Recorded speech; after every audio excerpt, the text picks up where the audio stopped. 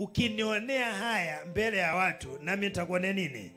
Haya inaletwa na nini? Kushuhudia. Watu watanifikiriaje nikishuhudia? Na watu wengi wamefikiria ushuhuda ni muujiza, uponyaji, baraka. Watu wanafikiri ushuhuda. Nataka nikuambie, ushuhuda wa nguvu na ushuhuda unayempa Mungu utukufu na heshima ni kile Mungu ametenda ndani ya mwili wako. Amekondolea hasira, ameiondoaje?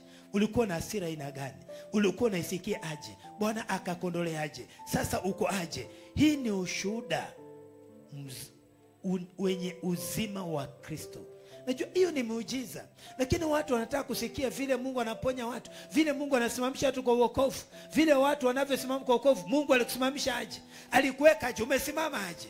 Ni kilichofanyika. Watu wanataka kusikia mambo kama haya, na Mungu anapenda kusikia mambo kama haya. Lakini ndio siri, watu wamenyimwa kushuhudia habari ya wokovu. Watu wana, lakini miujiza they are ready. Hata ukiambia watu tu sasa washuhudie, wasema sina ushuhuda.